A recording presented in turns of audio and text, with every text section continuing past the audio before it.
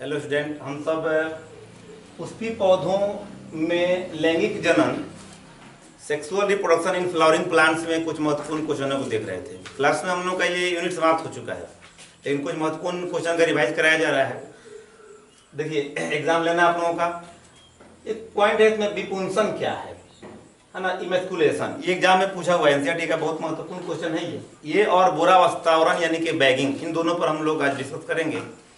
देखिए, होता क्या है, कृत्रिम संकरीकरण जब किया जाता है, मतलब पौधों के उन्नत किस्म को तैयार जब करते हैं तो क्या करते हैं, संकरण कराते हैं।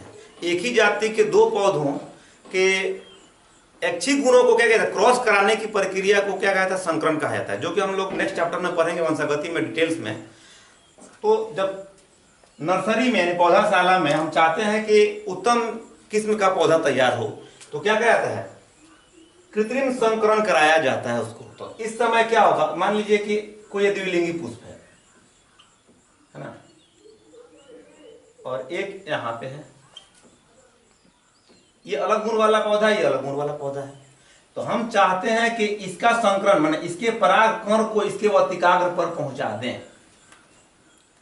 तो इस प्रक्रिया का संकरण कहा जाता है, यानी ये पॉलिनेशन भी होता है।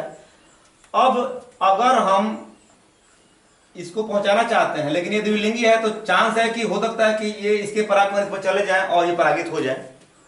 तो इसको रोकने के लिए क्या करते हैं, इसके परपुष्टन यानी परागकण जब परिपक्व होते हैं उससे पहले ही पराग कोष को इससे निकाल लिया जाता है, चिमटे से या किसी अन्य माध्यम से निकाल लेंगे तो परागकण क्या होंगे, नहीं बनेंगे और इस पर नहीं पहुंचेंगे, यानी कि स्वपरागण नहीं होगा। तो इसको रोकने के लिए चिमटे से इसको निकालने की प्रक्रिया को क्या कहता है, विपुंसन कहा जाता है। जरा एक बार और देखते हैं इसका डिफिनेशन क्या होगा कि कृत्रिम संकरीकरण में द्विलिंगी पुष्पों में पराग के परपुष्टन से पहले पुष्प कलिका से पराग कोष को चिमटे से निष्कासन की प्रक्रिया को विपुंसन कहा जाता है। लेकिन ये किया किस लिए जाता है, स्वपरागण को रोकने के लिए। यहाँ पे जोड़ देंगे एक पॉइंट और देखिएगा, कृत्रिम संकरीकरण में द्विलिंगी पुष्पों में स्वपरागण को रोकने के लिए, इसमें जोड़ देंगे, पुष्पों में स्वपरागण को रोकने के लिए परागण के पुष्टन से पहले पुष्प कलिका से पराग कोष को चिमटे या किसी अन्य माध्यम से निकालने की प्रक्रिया को विपुंसन कहा जाता है। लेकिन मान लीजिए कि हमने निकाल लिया तो स्वपरागण नहीं होगा। हम चाहते हैं कि इस पौधे का परागकण, इस गुण वाला परागकण इसमें जाए। अब हो सकता है कि दूसरे पौधे का आ जाए किसी माध्यम से, कीट के माध्यम से, वायु के माध्यम से। तो सिर्फ चिमटे से निकाल लेना ही कृत्रिम संकरीकरण के लिए काफी नहीं है। क्या करना पड़ेगा, इसको ढक देते हैं हम सब, जो ये वर्तिकाग्र है उसको क्या करेंगे, बटर पेपर से या किसी चीज से ढक देते हैं कि अब बाहरी कोई परागकण इसमें नहीं आए। इस प्रक्रिया क्या कहते हैं, बोरावस्तावरण या बैगिंग कहा जाता है। तो बोरावस्तावरण का हम डिफिनेशन लिखेंगे। देखिए, बोरावस्तावरण यानी कि बैगिंग क्या है, अभी बताया गया कि विपुंसन क्या है। विपुंसन में क्या करते हैं कि हम द्विलिंगी पुष्पों में से जो पराग कोष है उसको चिमटे या किसी अन्य माध्यम से निकाल लेते हैं। फिर भी दिक्कत है कि दूसरे पुष्प का परागकण उस पर नहीं चला है। तो डिफाइन करेंगे, विपुंसित पुष्प में अवांछित परागकणों को रोकने के लिए उपयुक्त आकार के थैली से, मुख्यतः बटर पेपर का प्रयोग किया जाता है, वर्तिकाग्र को ढक दिया जाता है, जिस कारण जिस प्रक्रिया क्या कहता है, बोरावस्तावरण कहा जाता है। अब क्या करेंगे, मान लीजिए ये वर्तिकाग्र हमारा है पुष्प का, यहाँ से तो हम हटा दिए हैं परागकोष को। अब इसके परागकोष नहीं जाएंगे, लेकिन दूसरे पौधे के भी नहीं है, इसको क्या करते हैं, एक बटर पेपर से ढक देते हैं और अपने इच्छा के अनुसार इसमें परागकणों को प्रवेश कराया जाता है। तो इस ढकने की प्रक्रिया को क्या कहता है, बोरावस्तावरण। तो ये पूछता भी है कि स्वपरागण को रोकने के दो विधियों को लिखें, कई बार पूछा है क्वेश्चन। ऐसे पूछा कि बोरावस्तावरण क्या है, विपुंसन क्या है, तो इसको नोट करें और क्वेश्चन देखते हैं। एक और पॉइंट हम लोग देख लेते हैं, यथार्थ फल, इसको एक और बोलते हैं सत्य फल ही बोलते हैं, ट्रू फ्रूट, और आभासी फल या मिथ्या फल क्या है। तो आप सब पुष्प के भाग में 11th में पढ़ चुके हैं कि पुष्प में जो तना पढ़ना था, पत्ती पढ़ना था, फल, फूल, बीज, ये सब पढ़ना था। आप ये भी जानते हैं कि जो बीजांड से किसका निर्माण होता है, बीज का, और अंडाशय या पुष्पासन या अन्य भाग से किसका निर्माण होता है, फल का निर्माण होता है। तो अगर अंडाशय से निर्मित हो रहा है तो क्या कहलाएगा, ये यथार्थ फल, और पुष्पासन या बाह्यदल पुंज से निर्मित होगा तो क्या कहेंगे उसको, आभासी फल।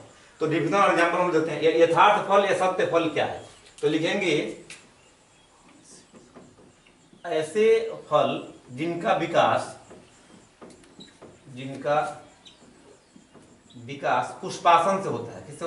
अंडाशय से होता है। किससे होता है? अंडाशय से होता है,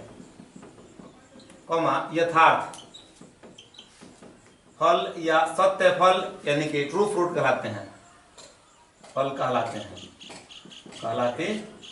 ऐसे कह सकते हैं कि अंडाशय से विकसित होने वाले फलों को यथार्थ फल या सत्य फल कहा जाता है। जैसे कि आम है, हमारे पास दूसरा, जैसे आम, अमरूद है, लीची है, अंगूर है, ये सब क्या है? यथार्थ फल है। एक और है इसमें क्या? आभासी फल या मिथ्या फल यानी कि फॉल्स फ्रूट। तो देखिएगा, ऐसे फल जो कि पुष्प के पुष्पासन या बाह्य दलपुंज से बनते हो, विकसित होते हैं, उनको आभासी फल या मिथ्या फल कहा जाता है। तो लिखेंगे जिन पुष्पों का विकास पुष्प के पुष्पासन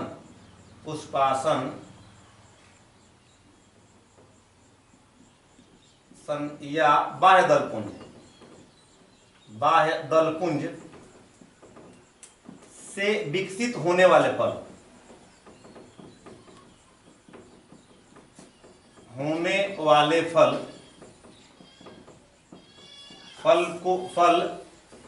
आभासी फल कहलाते हैं। जैसे सेब है, काजू है, ये पुष्प वृंत से ही हो जाता है। काजू है, अखरोट है, स्ट्रॉबेरी है, ये सब क्या है? आभासी फल हैं या मिथ्या फल हैं। ये अंडाशय से विकसित नहीं होते हैं, पुष्पासन से। अब सेब को काटिएगा तो आपको समझ में आएगा कि पुष्पासन से किस तरह से विकसित हुआ। ये क्वेश्चन भी देता है कि सेब को आभासी फल क्यों कहा जाता है। एनसीईआरटी क्वेश्चन है, 2 नंबर का पूछा भी है कई बार। तो सेब जो है वो अंडाशय से विकसित नहीं होकर के पुष्प के पुष्पासन से क्या होता है? विकसित होता है, जिस कारण इसको क्या कहते हैं? आभासी फल कहा जाता है।